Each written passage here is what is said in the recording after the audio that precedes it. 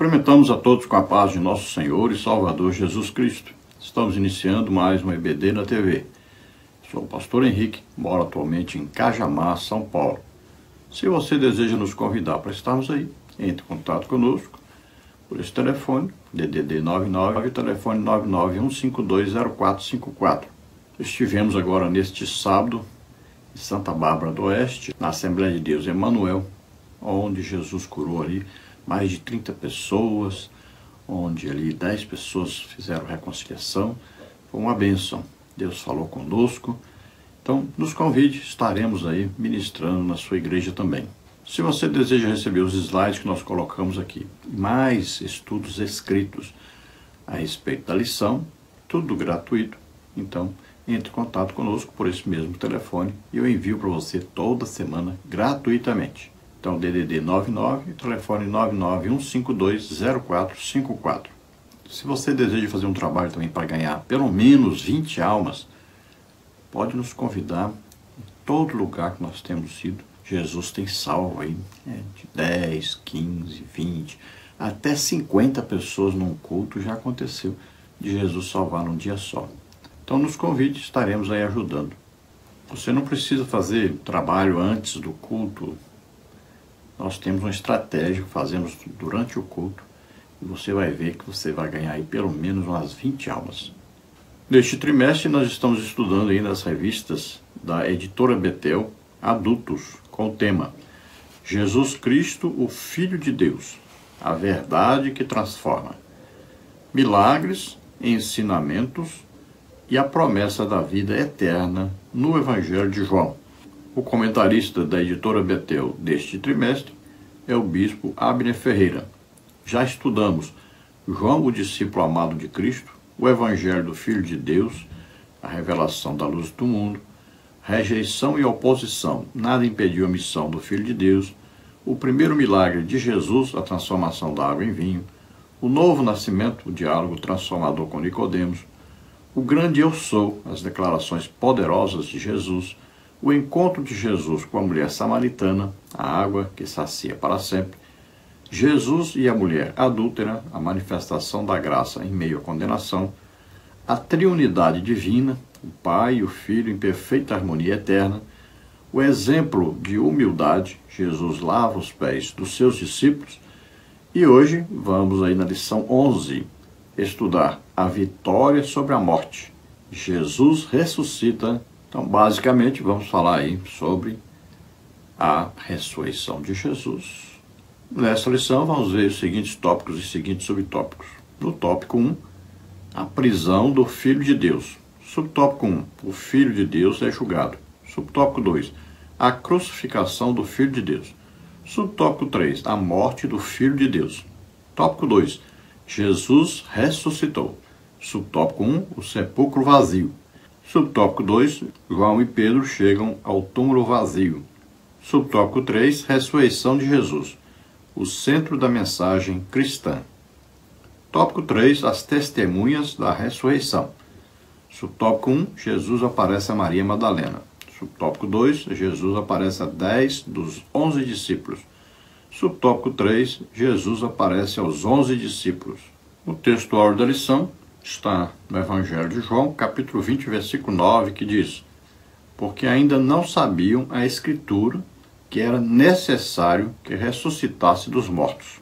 Então veja, apesar de terem andado com Jesus por mais de 3 anos, terem escutado da própria boca de Jesus várias vezes, falando sobre sua morte, ressurreição, eles ainda não compreendiam o que estava escrito a respeito de Jesus.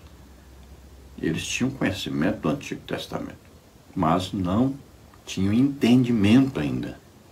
Por isso nós vemos aí tantas religiões, né?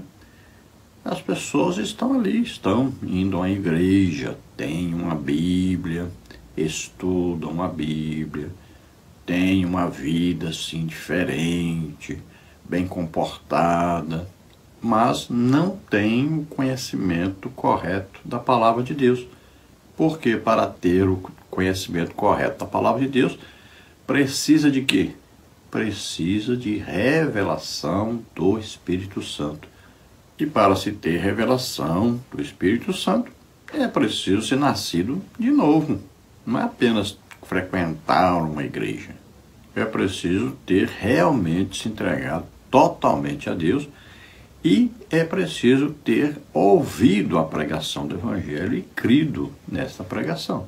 Aí se submeter, então, ao convencimento do Espírito Santo, do pecado, da justiça e do juízo. Então, se arrepender dos pecados, pedir perdão. E aí, então, vai receber o Espírito Santo. A partir daí, passa a compreender a palavra de Deus. E é o que vai acontecer com esses discípulos. Jesus vai aparecer a eles, vai assoprar sobre eles o Espírito Santo. Depois eles vão ser batizados com o Espírito Santo. Então, a partir daí, eles têm um conhecimento agora real da palavra de Deus para pregarem o legítimo evangelho cheios do Espírito Santo. Não se engane, se alguém não foi cheio do Espírito Santo, foi batizado com o Espírito Santo, não fala em línguas, essa pessoa ainda não tem o correto entendimento da palavra de Deus. Não se engane.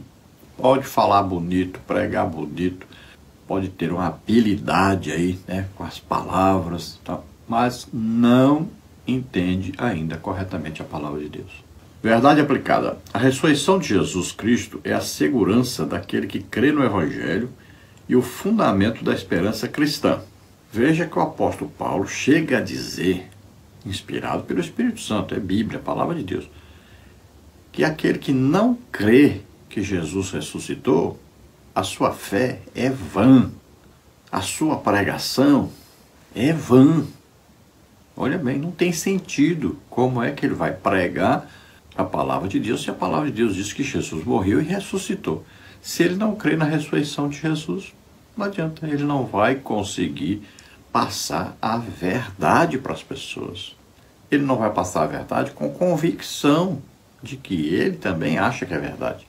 Então, nem a pregação dessa pessoa serve e nem a fé dele serve, nem para ele nem para os outros. E Paulo ainda completa, inspirado pelo Espírito Santo, e diz que essa pessoa permanece nos seus pecados. Veja só, nem salva a pessoa é. Se a pessoa não acredita que Jesus ressuscitou, não acredita que Jesus está entre nós, não acredita que Jesus continua pregando, ensinando, curando a todos, fazendo aí sinais, prodígios, maravilhas. É isso que acontece com a maioria daqueles que se dizem evangélicos, se dizem salvos. Por exemplo, essas igrejas reformadas, eles não creem que Jesus está vivo, que ressuscitou, porque lá não existe milagres, lá não existe sinais, prodígios, maravilhas, lá não existe nem batismo com o Espírito Santo, nem falar em línguas, nem dons do Espírito Santo em operação, porque eles não acreditam realmente que Jesus ressuscitou, está entre nós, continua fazendo a mesma coisa que ele fazia antes, só que agora através de nós. Então, na verdade, eles não são convertidos como deveriam ser. É por isso que não recebem batismo com o Espírito Santo, não falam em línguas, e os dons do Espírito Santo não operam lá. Porque não têm o real conhecimento das Escrituras. Sabem as Escrituras como se fosse um computador. Uma coisa concorda com a outra e tal, fazem aí a exegese e tal, mas não compreendem corretamente. Textos de referência. João, capítulo 20, versículos de 1 a 8. E no primeiro dia da semana, Maria Madalena foi ao sepulcro de madrugada, sendo ainda escuro, e viu a pedra tirada do sepulcro. Correu, pois, e foi a Simão Pedro e a outro discípulo a quem Jesus amava, e disse-lhes: levaram o Senhor do sepulcro, e não sabemos onde o puseram. Então Pedro saiu com outro discípulo, e foram ao sepulcro, e os dois corriam juntos, mas o outro discípulo correu mais apressadamente do que Pedro, e chegou primeiro ao sepulcro. E abaixando-se, viu no chão os lençóis, todavia não entrou. Chegou, pois, Simão Pedro, que o seguia, e entrou no sepulcro, e viu no chão os lençóis. Então entrou também o outro discípulo, que chegara primeiro ao sepulcro, e viu e creu. Glória a Deus. Veja aí quanta coisa maravilhosa existe nesse texto aí, para compreendermos, né? Veja, nós sabemos que Maria Madalena teve um encontro com Jesus, só que na visita que ela foi com as outras mulheres. Parece que ela foi antes das outras, sozinha, bem escuro ainda. E chegou e não viu o corpo de Jesus, voltou, foi até os discípulos e disse, olha, roubaram o corpo do Senhor. Então veja que quando ela diz a Pedro e a João que levaram o corpo do Senhor, Pedro e João saem correndo para lá. Agora Pedro era mais velho, demorou mais a chegar. João, mais novo, jovem ainda, chegou primeiro. Só que João era muito reverente e ele ficou na porta olhando. Então Pedro chega daí a pouco. João fica prestando atenção numa coisa ali, uma coisa muito maravilhosa. Ele vê que no lugar que o corpo de Jesus estava antes, os lençóis estavam lá, enrolados. Veja bem, foi colocado em Jesus, né? Foi embalsamado ali, foi colocado óleos, né? Ali por Nicodemos, né? Por Arimateia, e foi enrolado um lençol, como os judeus faziam, igual uma múmia.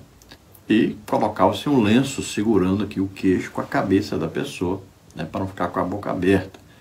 Então, João chega e vê que os lençóis estavam enrolados, só murcharam, porque não tinha ninguém dentro deles mais, mas enroladinhos. E o lenço que estava prendendo a cabeça de Jesus ao queixo estava no lugar onde antes a cabeça de Jesus estava. Veja só, João fica olhando aquilo ali e ele percebe uma coisa. Se alguém levasse o corpo, não ia tirar os lençóis. Ia levar com o lençol e tudo. E também com o pano amarrado ali no queixo e na cabeça. Se tirasse o lençol, aí o lençol não estaria enroladinho daquele jeito. Estaria todo embolado no chão. Então João raciocina. Então aconteceu o quê? Aconteceu que Jesus passou pelos lençóis. E os lençóis só murcharam, porque não tinha ninguém dentro deles mais. Jesus foi transformado num corpo glorioso, corpo espiritual. Então passou pelos lençóis e a cabeça passou pelo lenço. Então ficou lá direitinho os lençóis enroladinhos e o lenço ali. Agora você entende por que está escrito que João viu e creu. Olha só, diferente de Pedro que não percebeu, não prestou atenção nisso. Mas a Bíblia diz que João viu, olhou, prestou atenção. Aí ele entra lá dentro para ter certeza, ver realmente, e a Bíblia diz que ele viu e creu. Introdução da lição. Nesta lição, veremos a trajetória do Filho de Deus desde sua prisão, julgamento, crucificação e morte até sua ressurreição. Esses acontecimentos já estavam previstos nas Escrituras e fazem parte do desenvolvimento do perfeito plano divino de redenção. Mateus 16, 21, 17, 22, 23, 1 Coríntios 15, de 1 a 4. Então vamos aí estudar, vamos falar desde lá a prisão de Jesus Cristo, aí tem o julgamento de Jesus, tem a condenação de Jesus, aí tem a crucificação de Jesus, tem a morte de Jesus na cruz e tem a ressurreição de Jesus. Ou seja, o Evangelho. O Evangelho fala exatamente disso. Isso tudo é cumprimento, então, do plano de Deus. O plano de Deus de redenção, o plano de Deus de salvação dizia o seguinte: uma pessoa no mundo que nunca pecou, essa pessoa aceita levar o pecado de todos sobre ele, as maldições, as doenças, enfermidades, o juízo de Deus que estava sobre a raça humana, tudo ele aceita levar sobre ele. Ele também aceita morrer no lugar de todos, na cruz, que é lugar de maldição, lugar de morrer pecadores. Então ele aceita morrer no lugar de todos, substituir a todos. E ele vai morrer, vai ser julgado após a sua morte e vai ser declarado, então, justo e vai ressuscitar. Então esse é o plano de Deus. Todos que ouvirem falar nisso e crerem serão salvos. Então, tudo o que aconteceu já estava previsto, estava vaticinado, né? Profetizado, estava escrito na palavra de Deus. Jesus veio cumprir tudo que estava escrito a respeito dele. E é o que aconteceu. E ele, então, ressuscita, tendo vencido o pecado, tendo vencido a morte. Tópico 1. A prisão do Filho de Deus. Jesus foi preso no Getsêmani pelos servos dos judeus, João 18:12, sem nenhuma acusação ou denúncia protocolar. Foi aprisionado sem saber do que ocupavam, na calada da noite, no Getsêmani, onde costumava orar com seus discípulos, João 18:2, Jesus foi traído por Judas, João 18:3, e já preso, foi levado a Anás, também identificado como sumo sacerdote, João 18:13 e 19. Depois, ao sumo sacerdote, efetivamente no exercício do cargo, Caifás, João 18:24. E por fim levaram Jesus ao governador Pilatos, João 18:29. Veja, ainda faltou falar aí, né, que Jesus também foi levado a Herodes, o tetrarca lá da Galileia. Quando Pilatos ouviu dizer que Jesus era galileu, porque todos diziam que ele era da Galileia, então mandou também para o governador da Galileia, que estava em Jerusalém. Então ele foi lá e depois voltou para Pilatos. Então Jesus é preso no Getsêmani, ou seja, no lugar de oração. Jesus sempre gostava de estar ali orando. Veja que ele passou a noite em oração. Seus discípulos dormiam enquanto isso, né? Foi ali que ele disse, vigiai e orai. Chamou a atenção deles, porque eles não aguentavam ficar orando. Não puderam nem uma hora orar com Jesus. Nem uma hora, imagine. E esta é a situação de muitos crentes hoje. Não passam nem uma hora por dia em oração. É impressionante. Até líderes, até pastores, por incrível que pareça, não conseguem orar uma hora por dia, uma horinha só por dia. É impressionante isso.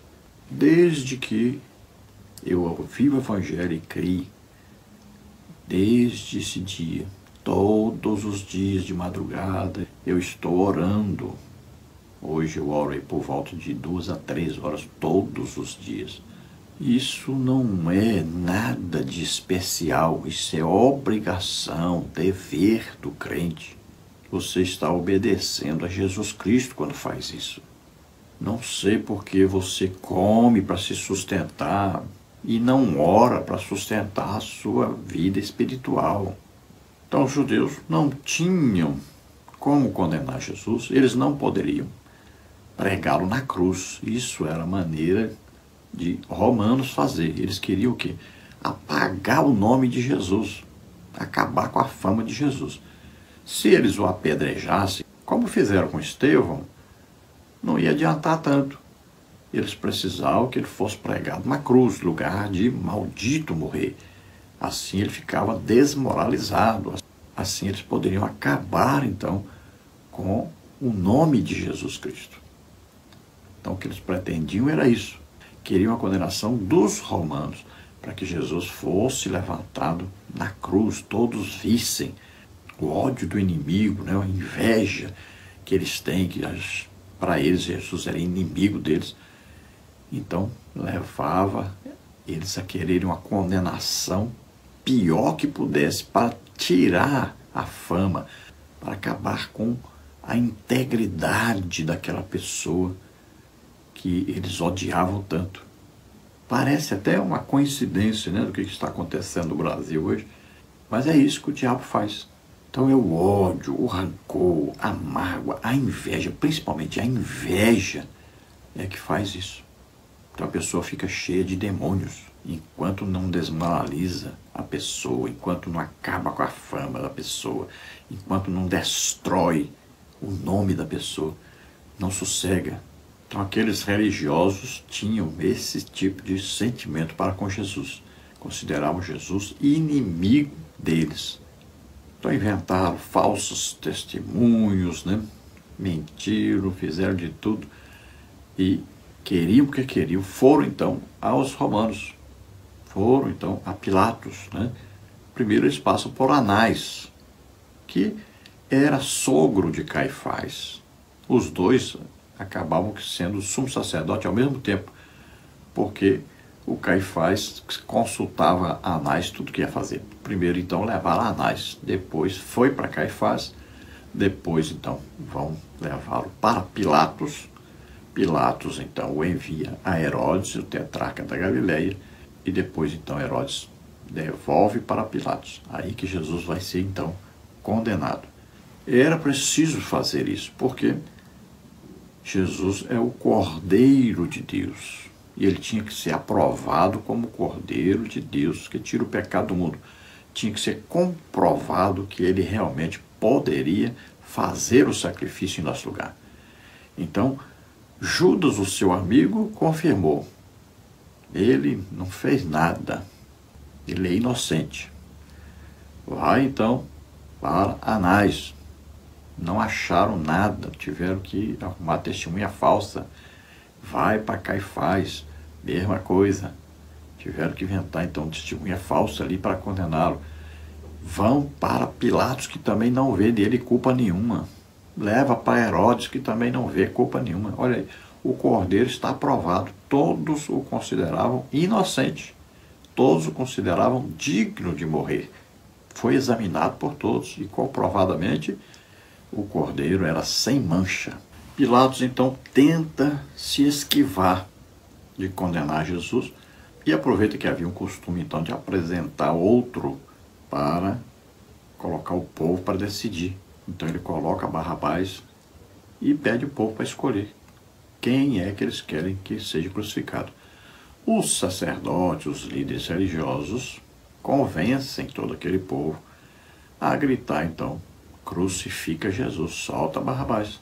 E a pressão dos sacerdotes dizendo a Pilatos, se você não condenar, porque ele se diz aí rei, né, está então querendo se fazer maior do que César, que é o seu líder. Se você não o condenar, o que eles estão ameaçando Pilatos? De falar com o próprio César, né, que Pilatos não quis condená-lo, sendo que estava comprovadamente dito por Jesus que ele era o rei dos judeus e ele é um rei superior a César. Então Pilatos, apesar de ser avisado por sua esposa para não fazer nenhum mal a Jesus, mesmo assim, então, ele não tem outra saída, porque ele vê que vai perder o seu emprego, o seu lugar, a sua posição, e ele então decide condenar Jesus à morte, morte de cruz. Tópico 1, subtópico 2, a crucificação do Filho de Deus. O mais cruel e desumano instrumento de morte da época se transformou no símbolo do cristianismo quando, na cruz, o Filho de Deus levou sobre si os nossos pecados. 1 de Pedro 2,24. Jesus foi crucificado entre dois ladrões, agonizando na cruz. João 19,18. Em seu ministério, ele perdoou pecados. João 4,25 a 30, 8,11. Curou doentes. João 4, 48 a 53, 9, 6 a 7. E ressuscitou mortos. João 11, 34 a 44. Ainda assim, foi pendurado numa cruz. João 19, 23. Não podemos nos esquecer de que o motivo que levou Jesus a ser crucificado foram os nossos pecados. Isaías 53, 5. Assim, aquele que não tinha pecado foi designado por Deus para uma oferta pelo pecado. 2 Coríntios 5, 21. Então, naquela época, a morte mais vergonhosa, mais humilhante, a pior condenação que alguém poderia receber era uma crucificação. Então, a maneira romana de humilhar a pessoa, de destruir a sua reputação, destruir o seu nome para sempre, apagar da terra toda referência a essa pessoa. Então era a maneira pior que existia. Além de passar por um grande sofrimento antes, né, de ser chicoteado. Aí Jesus ainda levou ali na cabeça uma coroa de espinhos. Então sofreu muito antes de ser crucificado. Mas a cruz era lugar de, então, um maldito morrer. Como está em Deuteronômio, Gálatas 3,13, também Paulo fala sobre isso. Cristo nos resgatou da maldição da lei, fazendo maldição em nosso lugar, porque está escrito: maldito todo aquele que morrer no madeiro. Então, todas as nossas maldições estavam em Jesus, aquele sacrifício na cruz. Jesus estava levando sobre ele todos os nossos pecados. Naquela última Páscoa, primeira Santa Ceia, quando Jesus come com os discípulos, Quando a pessoa fazia uma refeição de aliança. Tanto é que ele falou sobre a velha aliança e a nova aliança, sobre a antiga aliança, né? E a nova aliança. Ele está fazendo uma aliança, ele está comendo com eles uma refeição de aliança. Quando nós comemos, o que nós comemos vai para o sangue. Aquilo ali significava: minha vida se torna a vida de vocês, e a vida de vocês se torna a minha vida. Ele está pegando sobre ele tudo que nós temos de ruim, pecados, doenças, enfermidades, maldições, e o juízo de Deus também está pegando tudo sobre ele e está fazendo uma troca, uma substituição. Então o que é nosso ele pega sobre ele, e o que ele tem ele nos dá. O que ele nos dá? Salvação, vida eterna, né? Batismo com o Espírito Santo, os dons, a alegria de salvação, tudo isso que ele tem de bom, ele dá para o ser humano. Ele está fazendo uma troca, e ele substitui agora o ser humano, que ele levou sobre ele tudo que era ruim nosso. Então ele é crucificado entre dois ladrões. Então aquele que nunca pecou, aquele que pregava, ensinava a palavra de Deus, curava todos, fazia tremendos milagres, libertava todos de demônios, que nunca fez nada de ruim, nunca machucou ninguém, nunca brincou, nunca deu um soco em alguém, nunca teve ódio de ninguém. Aquele que ensinava, pregava e vivia o amor é então crucificado.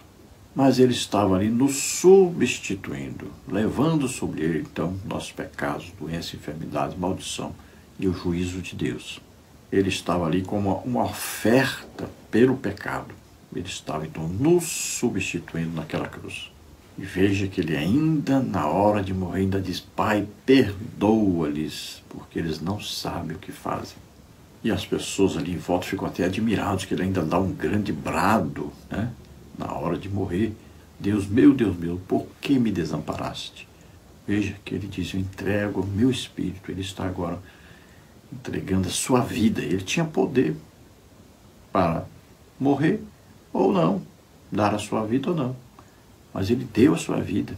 Ele tinha promessa de Deus que ele então daria a sua vida e tomaria a sua vida de volta.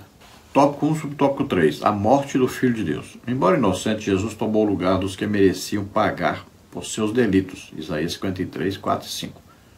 Por amor à humanidade, o Pai enviou seu Filho ao mundo. João 3,16. Como ser humano. 1 de João 4, 2. Para que tomasse sobre si as nossas misérias e dores. O Filho foi crucificado e sua morte consumou o plano divino de redenção. João 19, 30. O Evangelho de João ressalta a morte de Cristo como o cumprimento das Escrituras. João 19, 36 e 37.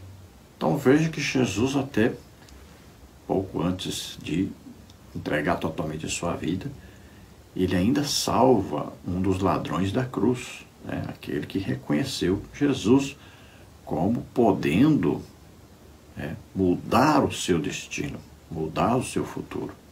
Então ali estava o inocente Jesus Cristo, morrendo por todos nós, pagando o preço pelo pecado de todos. O salário do pecado é a morte. Deus, então, havia enviado o seu próprio Filho, unigênito, para que ele morresse por nós, desse a vida por nós, para nos salvar.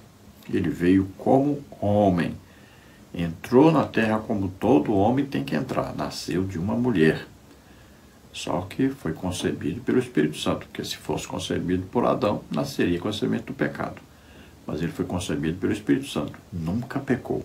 Então, com a sua morte, ele está consumando o plano de redenção, o plano de salvação que o Pai havia elaborado.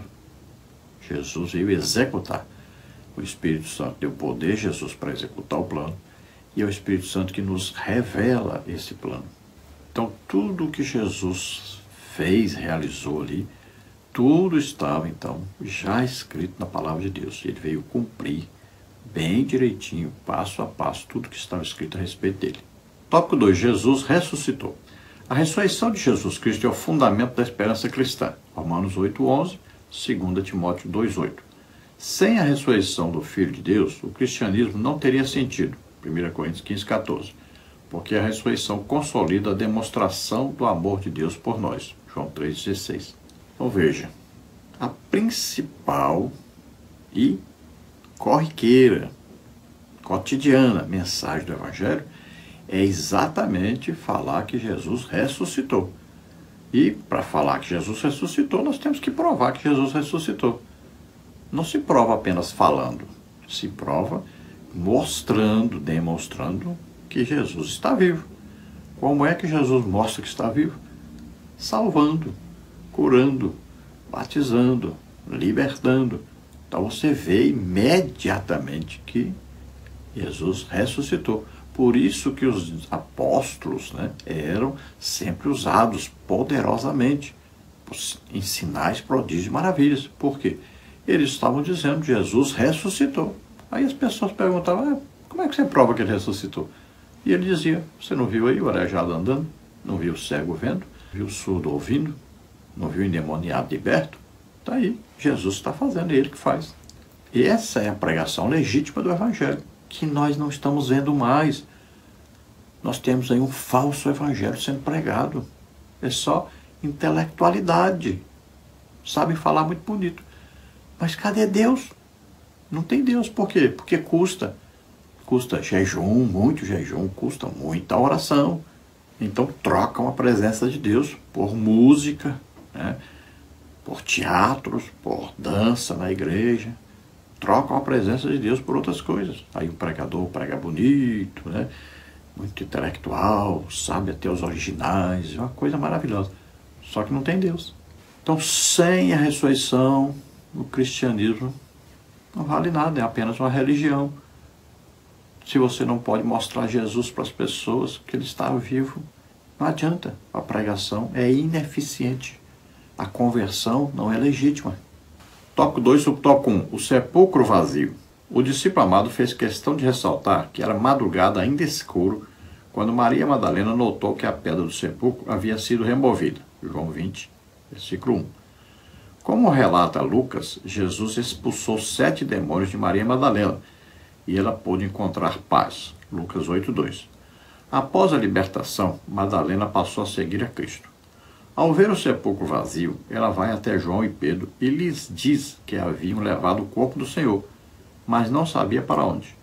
João 20, versículo 2. Então veja que sempre existe aí na palavra de Deus uma referência à madrugada. É de madrugada que Jesus vem, aparece a nós. É na madrugada que nós conseguimos um contato íntimo com Jesus. Todos os homens de Deus sempre estavam de madrugada orando. Veja que é de madrugada que Jesus também se levantava no escuro ainda e ia orar. A palavra de Deus diz, amo os que me amam, os que de madrugada me buscam, me acharão. Veja que é na quarta vigília, lá entre 3 e 6 da manhã, que Jesus andou ali sobre o mar. Veja que a palavra de Deus diz que Deus revelava aos profetas madrugando. Aí os profetas orando de madrugada recebiam a revelação de Deus e saíam depois pregando e transmitindo a mensagem. Veja aí Daniel, orava 3 vezes ao dia, a primeira vez era de madrugada. Davi orava 3 vezes ao dia, a primeira era de madrugada. E Maria Madalena, então, João escreve, dizendo que de madrugada, ainda escuro, ela foi ao sepulcro. Por quê? Jesus disse, aquele que mais é perdoado, mais ama. Maria Madalena havia sido, então, liberta, né, de 7 demônios. Ela amava muito a Jesus. E ela tinha tanto amor, que ela foi a primeira a aparecer ali no sepulcro onde Jesus estava. Então ela chega e vê que a pedra estava removida. Então Jesus não estava lá mais. Não sabia onde tinha botado o corpo. Volta correndo para contar para Pedro e João. Ela vai junto com outras mulheres, que foi aquela vez quando Jesus, então, esteve ali e ela pensou que era o cuidador do jardim, né? Veja que Maria Madalena estava no sepultamento de Jesus. Ela e a Maria, mãe de José, viram onde colocaram o corpo de Jesus. E elas vão juntas ao sepulcro. Então, no sepulcro foram Maria Madalena, foi a Maria, mãe do Tiago e de José, e a mãe dos filhos de Zebedeu. Olha aí, essas mulheres foram lá juntas. A mãe dos filhos de Zebedeu é Salomé. E a Bíblia diz que elas compraram aromas para ali perfumar o corpo de Jesus. Então, Jesus não estava lá mais. Viram os dois anjos, só que as mulheres foram embora e Maria Madalena ficou ali. Aí é que ela vai ter aquele encontro com Jesus. E ela vai se tornar, então, a primeira pessoa a pregar a ressurreição de Jesus. Tópico 2, subtópico 2, João e Pedro chegam ao sepulcro vazio. Após serem informados por Maria Madalena que o corpo do Senhor havia sido levado, Pedro e João, ainda abatidos pela morte do Mestre, correm até o sepulcro. João 20, 2 e 3. João é o primeiro a chegar, entretanto não entra. Ele só se abaixa e vê os lençóis no chão. João 20, 4 e 5. Pedro chega, entra no sepulcro e vê os lençóis caídos. Quando vê o sepulcro vazio, João crê que Jesus está vivo. O Filho de Deus não foi derrotado pela morte. Então, sabemos aí que Maria Madalena corre, avisa para Pedro e João que foi ao sepulcro, a pedra havia sido removida e Jesus não estava lá. E ela não sabia quem o tinha levado, para onde tinha levado. Então, Pedro e João saem correndo. Nós sabemos que Pedro era mais velho, corria menos que João, né? João chega primeiro. Mas quando João chega, ele fica na porta, olhando. E Pedro chega apressadamente e já entra, né, sem parar. Pedro era mais afoito. Agora, eles vão reparar que os lençóis estão ali, onde Jesus estava antes. O lenço que estava, então, amarrando o queixo de Jesus, a cabeça estava onde a cabeça de Jesus estava antes. Então, João presta muita atenção nisso e fica analisando. Se tivessem roubado o corpo, tinham levado o corpo com os lençóis, evidentemente. Alguém está roubando um corpo, fica com medo de alguém chegar ali e ver, né, e ser preso. Então, vai levar com os lençóis, não vai tirar o lençol. Agora, mesmo que a pessoa fosse maluca mesmo, quisesse tirar os lençóis nunca estariam enroladinhos direitinho, como se fosse uma múmia. Estariam tudo embolado no chão, como se fosse um monte assim, né, no lençol. Não estaria assim enroladinho, como se tivesse ali antes uma pessoa dentro. Também o lenço não seria colocado exatamente onde antes estava a cabeça de Jesus. Então João percebe que Jesus passou pelos lençóis. Os lençóis ficaram lá enroladinhos, só que murcharam porque Jesus, o corpo de Jesus saiu de dentro, né? E Jesus passou também pelo lenço. E o lenço ficou ali onde a cabeça de Jesus estava antes. Então João, analisando aquilo ali, chegou à conclusão, só pode ser porque Jesus passou pelos lençóis, ressuscitou num corpo glorioso. Por isso, então, a Bíblia diz que João viu e creu. Tópico 2, subtópico 3, ressurreição de Jesus, o centro da mensagem cristã. Na primeira mensagem após a descida do Espírito Santo, a ressurreição é apresentada como um fato histórico e crucial no plano divino de salvação. Atos 2, 24 a 36, que já tinha sido previsto nas Escrituras. Na cura do coxo e diante das autoridades religiosas, o anúncio da ressurreição de Jesus Cristo também está presente. Atos 3, 15 e 4, 10. A grande tarefa dos apóstolos era dar testemunho da ressurreição do Senhor Jesus. Atos 4, 33. No anúncio do Evangelho, é imprescindível comunicar a nova vida que recebemos pela ressurreição de Jesus Cristo. 1 de Pedro 1, 3. Que é o tema central da mensagem de salvação e da justificação de todo aquele que crê. Romanos 4, 23 a 25. Então veja que a mensagem da ressurreição é a mensagem pregada agora toda vez que o Evangelho é pregado. Então era preciso pregar que Jesus morreu e ressuscitou. Senão as pessoas pensavam assim, não, alguém pregou aqui uma religião diferente e tal, mas morreu, pronto, acabou. Assim como os outros homens pregaram religião, né? Como aí o Maomé, Buda, Allan Kardec, Confúcio e tantos outros, né? Que ficaram famosos aí por a sua religião. Mas todos eles morreram e não aconteceu mais nada, nenhum deles apareceu de novo. Não continuaram, né, a obra que começaram, porque morreram, acabou, eram homens normais, enganados, né? Morreram sem conhecer Jesus Cristo. Então a ressurreição de Jesus é falada, pregada como alguma coisa que aconteceu, que é um fato histórico, não é só um conto de carochinha, realmente aconteceu, está registrado isso na palavra de Deus, que é o principal livro, o livro dos livros. Então nós vemos que Pedro, na primeira pregação, ele fala sobre a ressurreição. E por todo lugar que ele vai, a mesma pregação sempre vai acontecer, de pregar o evangelho legítimo, que Jesus veio como homem, viveu como homem, levou sobre ele nossos pecados, doença, enfermidade, maldição, juízo de Deus, morreu na cruz em nosso lugar e ressuscitou. Se não pregar isso aí, não pregou o evangelho. Nós temos hoje vários contadores de história por aí, né? Contadores de fatos bíblicos, fica contando história e tal, mas não pregam isso aí. Se não pregar o legítimo evangelho, não há legítima conversão. Você pode contar a história bíblica que quiser, mas tem que colocar isso lá. Jesus nasceu aqui na terra como homem, foi enviado por Deus, filho de Deus, viveu como homem e levou sobre ele nosso pecado, doença, enfermidade, maldição, juízo de Deus, morreu em nosso lugar na cruz e ressuscitou. Se você não mencionar isso aí, você não pregou o evangelho. Só divertiu as pessoas, ocupou o tempo das pessoas, ficou famoso por sua mensagem, foi elogiado, mas não pregou o evangelho. Então, todo lugar que os apóstolos vão pregar, em todas as situações, eles vão falar da ressurreição de Jesus. Então, o que acontecia nas pregações? Então, acontecia um milagre, ajuntamento de muitas pessoas e a pregação dizendo quem curou, quem libertou, quem fez. Foi Jesus que fez. Ele está vivo, ele morreu por nós na cruz, mas ele está vivo. E eu provo que ele está vivo, está aí. Veja só, esse é o evangelho legítimo, com resultados legítimos, né, verdadeiros. Esse é o evangelho eficiente. Não bastava o testemunho dos apóstolos. As pessoas diziam, mas eles andaram com ele, vão dizer, é claro, que ele ressuscitou. Mas o testemunho vinha de Deus.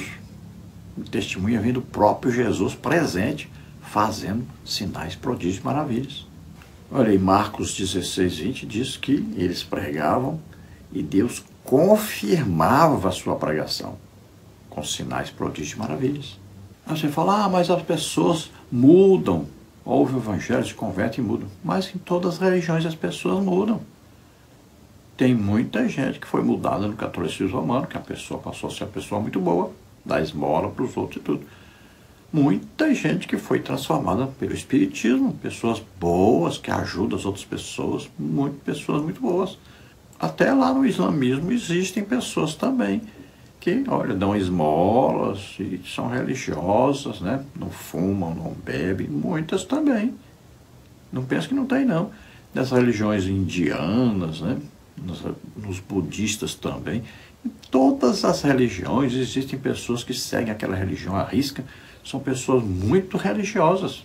Olha aí, Testemunho de Jeová, Adventista, Mórmon. Olha aí, são pessoas transformadas, têm uma religião, que vivem corretamente, só não são salvos. Então isso não prova que você é cristão, não prova que a sua pregação é legítima. Quem tem que mostrar que a sua pregação é legítima é Deus. Então tem que haver manifestação sobrenatural para que Jesus seja realmente reconhecido como ressuscitado. Vamos pregar o legítimo, verdadeiro evangelho, vamos? Tópico 3. As testemunhas da ressurreição.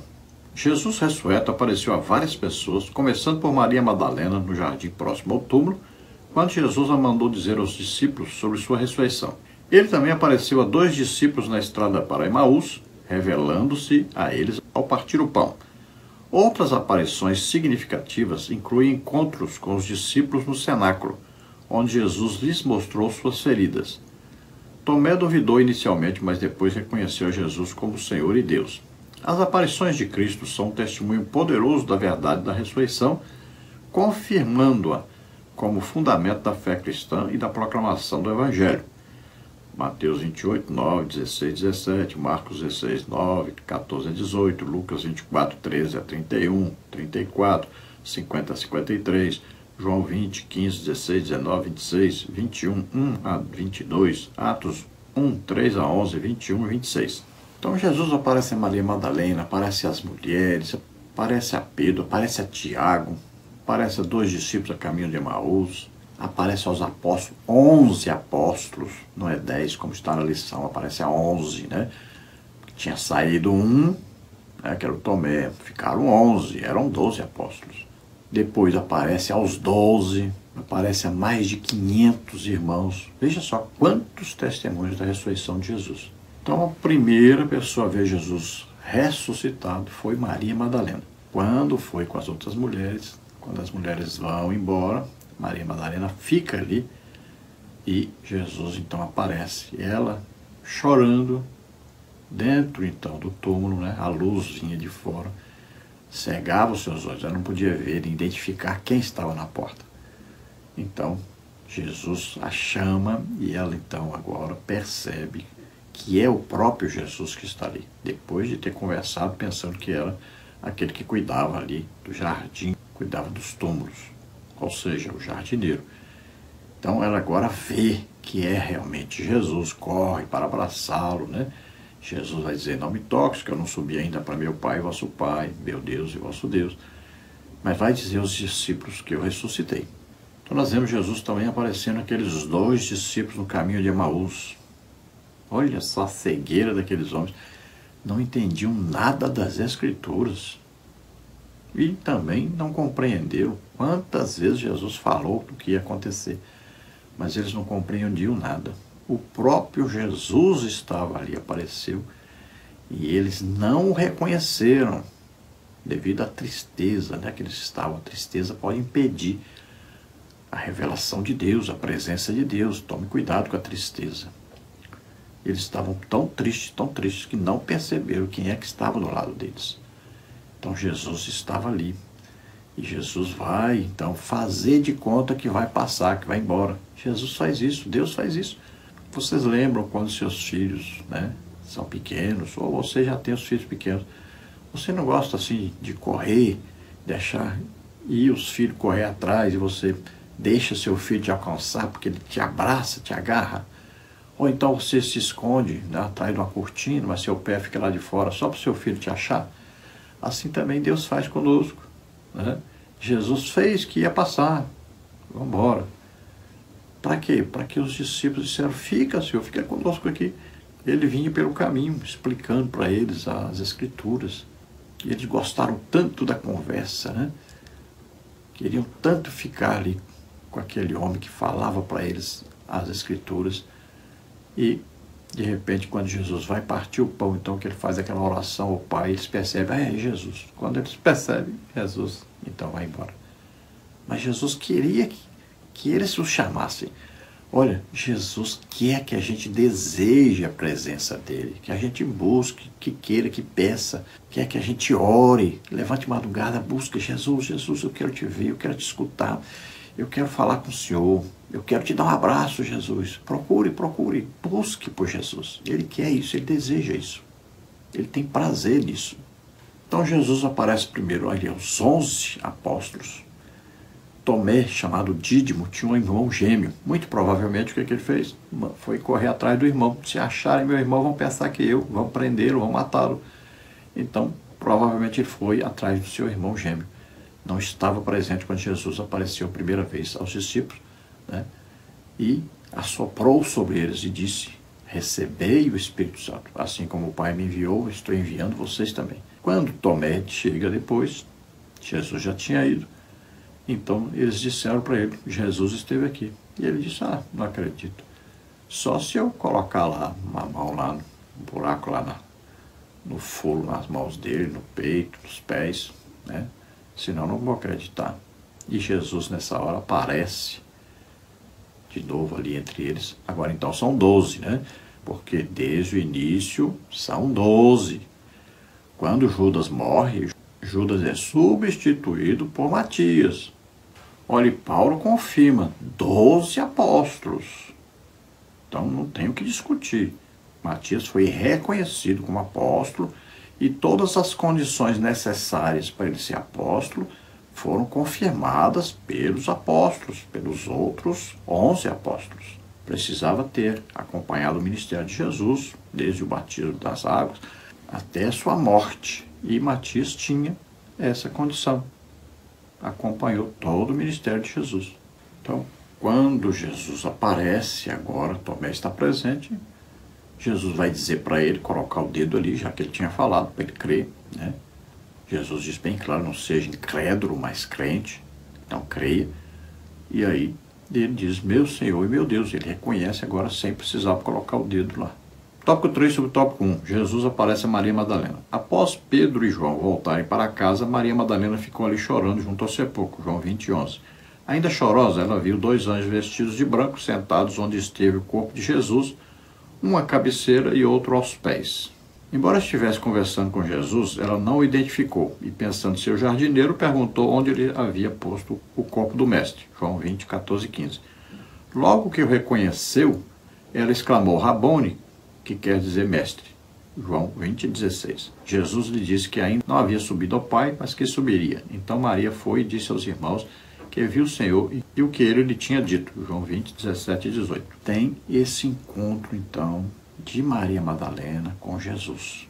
Veja que é narrado mais detalhadamente o encontro de Jesus com Maria Madalena. Mas aquelas mulheres também viram Jesus. Maria Madalena é que vai voltar ali dentro do túmulo quando tem um encontro com Jesus. Mas as outras mulheres também têm ali uma visão de Jesus.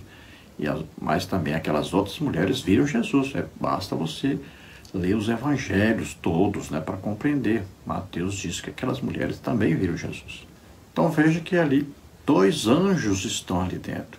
Um onde antes estavam os pés de Jesus e outro onde antes estava a cabeça de Jesus. Parecia que eles queriam que Maria Madalena prestasse atenção, né, nos lençóis e no lenço também. Porque um ficou lá aos pés e outro onde antes estava a cabeça de Jesus. Mas ela não percebeu nada disso. Mas eles disseram para ela, por que vocês estão procurando aqui, né, aquele que vive entre os mortos? Já viu procurar quem está vivo no meio dos mortos? Procura vivo no meio dos vivos, né? Então Maria Madalena tem um encontro pessoal com Jesus. Ela pensa que é o jardineiro que está ali, lá na porta. Ela não podia ver por causa da luz brilhante, né, de fora, é claro. Dentro daquela caverninha ali, daquele sepulcro, era escuro. Então a luz brilhava de lá para cá. Ela não conseguia ver. Também ela estava chorando, não conseguia identificar quem estava lá. Pensou que era o jardineiro. Quando Jesus disse Maria, ela reconhece porque Jesus sempre falava com ela e dizia o nome dela. Então ela reconheceu a voz de Jesus, a maneira de Jesus, a maneira amorosa de Jesus dirigir a ela. Então ela reconheceu imediatamente Jesus. E Jesus então dá ordem para ela ir e dizer aos discípulos que ele havia ressuscitado. Tópico 3 sobre tópico 2. Jesus aparece a 10 dos 11 discípulos. Após a ressurreição, antes de subir ao céu, Jesus apareceu aos seus discípulos várias vezes num período de 40 dias, falando-lhes acerca do reino de Deus. Atos 1:3. Em certo domingo, os discípulos estavam reunidos a portas fechadas porque estavam com medo dos judeus. João 20:19. Jesus então aparece e se põe no meio deles. Paz seja convosco. João 20:19. Aí Jesus lhes mostrou as mãos furadas e o lado ferido, e os discípulos ficaram muito felizes ao ver o Senhor ressurreto. João 20:20. Somente Tomé não estava ali. Então veja, preste atenção, cuidado, porque ali estavam 11. O total dos discípulos eram 12. Matias foi reconhecido como apóstolo também. Então, tinham 12. Tomé saiu, muito provavelmente, né, procurando seu irmão, que era irmão gêmeo. Por isso mesmo, Tomé era apelidado de Dídimo, porque tinha um irmão gêmeo. Então, provavelmente ele foi atrás de seu irmão para livrar o seu irmão de ser morto. Então, 11 estavam presentes. Quando Jesus aparece no meio deles e diz, Pai seja convosco, né? Assoprou sobre eles e disse, recebei o Espírito Santo. E diz para eles, assim como o Pai me enviou, eu envio a vós. Veja que coisa interessante, aqueles homens estavam reunidos ali com medo, né, de serem presos, de serem mortos. Vocês podem imaginar o que aconteceu quando Jesus aparece no meio deles? Olha que aqueles homens acreditavam até em fantasma. Vocês viram? Quando eles estavam no barco, que Jesus andava sobre as águas, pensaram que era um fantasma.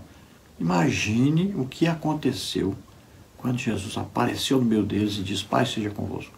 Na minha visão, teve gente que caiu para trás, teve gente que pulou pela janela, teve gente que caiu duro no chão. Foi uma gritaria. Veja bem, se Jesus andando sobre as águas, eles gritaram com medo, parecia até mulheres, né? Imagine Jesus aparecendo no meio deles, eles ali com medo de serem presos, de morrerem, aparece de repente Jesus no meio deles. Deve ter sido um impacto muito grande. Então Jesus, assim como lá no mar, Jesus diz, calma, sou eu. Não é relatado tudo aí, mas provavelmente Jesus diz, calma pessoal, sou eu, não é fantasma não, fique com medo não, sou eu. E Jesus então vai mostrar para eles as mãos, os pés, o lado, né? Vai dizer, sou eu mesmo. E vai então assoprar sobre eles o Espírito Santo. Agora eles podiam receber o Espírito Santo. Por quê? Só recebe o Espírito Santo quem crê que Jesus veio à Terra como homem, viveu aqui como homem, morreu na cruz e ressuscitou. Se não crê nisso, não recebe o Espírito Santo. Eles agora acreditavam em tudo isso. Por que não receberam antes? Porque Jesus não tinha morrido e ressuscitado. E era preciso acreditar também nisso, senão não receberiam o Espírito Santo. Veja só, agora eles poderiam receber o Espírito Santo. Então Jesus assopra sobre eles. O assopro é o quê? A transmissão, né, do Espírito Santo. Quando Jesus está soprando o quê? A presença do Espírito Santo. Um dos símbolos do Espírito Santo é exatamente sopro, né? Lá no Antigo Testamento, a palavra ruach, né, quer dizer mesmo sopro, né, um vento. Jesus disse, o vento assopra onde quer. No Novo Testamento, a palavra pneuma, olha aí, pneumático, né, pneu que nós conhecemos aí de veículos, tem ar dentro, né, sempre ar em movimento. Então é um dos símbolos do Espírito Santo e o próprio nome indica vento, sopro. Quando os apóstolos foram batizados com o Espírito Santo, eles ouviram o quê? Um som como de um vento, olha aí, sempre tem a ver com o Espírito Santo, esse sopro de Deus, é a respiração de Deus, é a transmissão da presença de Deus, é a transmissão do poder de Deus. Tem tão pouca gente que compreende essas coisas, né? Infelizmente. Tópico 3, subtópico 3. Jesus aparece aos 11 discípulos. João relata que 8 dias após aparecer aos 10 discípulos, o Filho de Deus apareceu novamente aos discípulos, só que agora Tomé estava presente, João 20, 26. Mesmo as portas estando fechadas, Jesus entrou e se pôs no meio deles. Nesta oportunidade, Jesus disse a Tomé, veja as minhas mãos e ponha o seu dedo nelas. Estenda a mão e põe ao meu lado. Pare de duvidar e creia. João 20, 27. Foi nessa aparição que Jesus censurou a descrença de Tomé, que logo exclamou, Senhor meu e Deus meu. João 20, 28. Então, novamente, ratificamos aí. Agora ele aparece aos 12. Antes apareceu aos 11, porque Tomé não estava. Agora Tomé estava. Então ele aparece agora aos 12. A Bíblia, a palavra de Deus, reconhece Matias como um dos 12. E nós também temos que reconhecer. O próprio apóstolo Paulo se refere a eles como 12. Veja 1 Coríntios 15, 5. Está bem claro que foi visto por Cefas, quem é Pedro, e depois pelos 12. Veja bem, isso é confirmação. O próprio apóstolo Paulo está reconhecendo que Jesus apareceu aos 12. Então o apóstolo Paulo faz um resumo aí das aparições de Jesus. E ele diz que apareceu aos 12. Então não está dúvida sobre isso. O apóstolo Paulo é apóstolo do segundo colegiado. Não é só o apóstolo Paulo que é apóstolo do segundo colegiado. Até hoje existem apóstolos. É um ministério, está em Efésios 4:11. Além de Paulo, Barnabé é citado na Bíblia como apóstolo. Tiago, irmão de Jesus, era apóstolo. Foi um dos líderes da igreja. Andrônico e Júnior, Paulo cita como apóstolos. Judas, irmão de Jesus, é reconhecido também como apóstolo. Então existem apóstolos hoje? Evidentemente, não quer dizer que porque a sua denominação não quer aceitar o que está escrito em Efésios 4:11, que não exista. Pode denominação não reconhecer, mas existe? Existe. Já pensou? Você quer contrariar a Bíblia? Quer dizer que está errado o que está escrito em Efésios 4:11, que o próprio Jesus Cristo escolhe e coloca na igreja apóstolos, profetas, evangelistas, pastores, mestres. Esses 5 ministérios estão na igreja. Sejam reconhecidos ou não, eles estão. O que acontece muitas vezes hoje é que os líderes não querem reconhecer que existe o ministério apóstolo, porque tem outros apóstolos aí que se destacam, né? Não querem que as pessoas saiam da sua igreja e vá para outra. Mas vamos parar com isso, vamos seguir a Bíblia, vamos reconhecer a Bíblia como a palavra de Deus verdadeira e vamos nos submeter à palavra de Deus. Então Jesus aparece agora aos 12, Tomé está presente e Jesus vai dizer para ele: você não disse que queria ir colocar o dedo? Pois coloque. Não seja incrédulo, mas seja crente. Tenha fé em Deus, né? Os seus amigos disseram que Jesus tinha aparecido, mas ele nem acreditou nos amigos. Ele mesmo deveria acreditar sem precisar deles dizerem, mas ele não acreditou. Então Jesus agora aparece, diz para ele, e agora ele vai reconhecer. Ele diz: meu Senhor e meu Deus. Ele agora reconhece que realmente Jesus está ressuscitado, está vivo. Conclusão. É relevante tornar conhecido por todo ser humano o desenvolvimento do grande e perfeito plano divino de salvação que passa pela prisão, sofrimento, morte na cruz e ressurreição de nosso Senhor Jesus Cristo. Tais acontecimentos já estavam previstos nas Escrituras e foram anunciados pelo Senhor aos seus discípulos. Assim, a ressurreição de Cristo é o evento central da fé cristã, pois atesta a aceitação por Deus da obra da redenção e confirma a vitória sobre a morte e a promessa de vida eterna para todos os crentes. Então veja, é muito importante que o evangelho verdadeiro, esse evangelho falando da vinda de Jesus, nasceu aqui como homem, viver como homem, né? Falando sobre o plano de redenção de Deus, o plano de salvação de Deus, que diz, então, exatamente isso: um homem na terra que nunca pecou, pega os pecados de todos sobre ele, morre na cruz em lugar de todos e ressuscita. Então é preciso pregar isso, ensinar isso. E a ressurreição é muito importante e deve ser sempre pregada e ensinada. E olha só que advertência do Espírito Santo para nós através de Paulo. Se você não crê que Jesus ressuscitou, você não está salvo, você permanece nos seus pecados. A sua fé é vã, a sua pregação é vã, não vale nada. Vamos orar agora. E então, você ouvindo esta palavra, né, falando a respeito então de Jesus vindo como homem, nascendo como homem, vivendo como homem, levando sobre ele nossos pecados, doenças, enfermidades, maldição, juízo de Deus, e morrendo em nosso lugar na cruz, depois ressuscitando. Você crê nisso? Então, se você abrir o coração para Deus agora, entregando totalmente sua vida a Deus, você receberá o Espírito Santo. Você está sendo então agora convencido pelo Espírito Santo do pecado, da justiça e do juízo, porque você creu na pregação. Então agora se arrependa, peça perdão, receba o Espírito Santo, receba a salvação. Vamos orar. Se você está doente ou está enfermo, você viu, Jesus já levou a doença e enfermidade. É só você crer nisso e receber agora. Vamos orar? Pai, em nome de Jesus, te apresentamos essas vidas que agora se chegam a Ti, Senhor. Eles estão agora se arrependendo, pedindo perdão. Nós te louvamos pela Tua graça, que é Jesus Cristo, dando a vida por nós. Senhor, recebe-os agora por filhos. Senhor, concede a eles agora o Espírito Santo. Ajuda-os, Senhor, para que sejam testemunhas fiéis da vida de Jesus, da morte de Jesus, da ressurreição de Jesus. Confirma a pregação deles, Senhor, com sinais, prodígios e maravilhas. Em nome de Jesus, Pai querido, cura agora os seus doentes e enfermos, toca neles agora. Solta, em nome de Jesus. Sai toda doença, toda enfermidade, solta essas vidas agora, em nome de Jesus. Toca, Senhor, toca neles agora e cura totalmente. Glória a Deus, aleluia. Amém?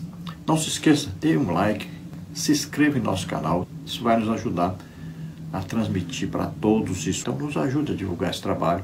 Passe o link desse vídeo nos seus grupos para outras pessoas, isso vai nos ajudar. Se você deseja receber os slides que nós colocamos aqui, se você deseja receber mais estudos bíblicos a respeito desta lição, então entre em contato conosco pelo WhatsApp. Olha, não esquece, coloca seu nome, coloca a cidade onde você mora e coloca Revista Betel.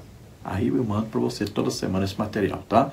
Se você deseja nos convidar para estarmos ministrando aí, eu prego sempre, dou ensino para professores também, mas prego para a salvação de almas também, ministro salvação, curas, eu recebi dons de curar. Todo lugar que nós vamos é assim, 30, 40, 50, 100 pessoas, 200 pessoas curadas. É maravilhoso poder servir o Senhor e mostrar que Jesus realmente está vivo. E nós temos um método de ganhar muitas almas, pelo menos aí de 10, 20, 30, 40, 50 almas, num culto. Durante o culto mesmo nós fazemos esse trabalho. Então, nos convites estaremos aí, você vai ver quantas almas vão se converter. Não precisa fazer evangelismo, não precisa distribuição de folheto, nada disso. Nós vamos fazer na hora do culto mesmo. E você vai ver que Deus opera maravilhas. Jesus salva muitas pessoas. Nos convite, estaremos aí com todo prazer. Se você deseja nos ajudar, eu não sou pastor de igreja, não sou aposentado, estou desempregado há mais de 8 anos e meio. Então, nos ajude. Se você quiser dar R$5, não tem problema. Imagine se muitas pessoas dessem R$5, seria ótimo. O problema é que nós só temos aí por cerca de 10 pessoas que nos ajudam. Então, precisamos que você nos ajude. Pode enviar R$5, só não tem problema nenhum. Aí estão as contas. Caixa Econômica, aí Bradesco, Banco Brasil. Banco Brasil, o nome da minha esposa, está aí Edna Maria Cruz Silva, está aí o Pix. O meu Pix, você vê aí que é meu CPF, 331-957-81620. Deus abençoe você, sua família. Esperamos ter ajudado os irmãos. A paz do Senhor.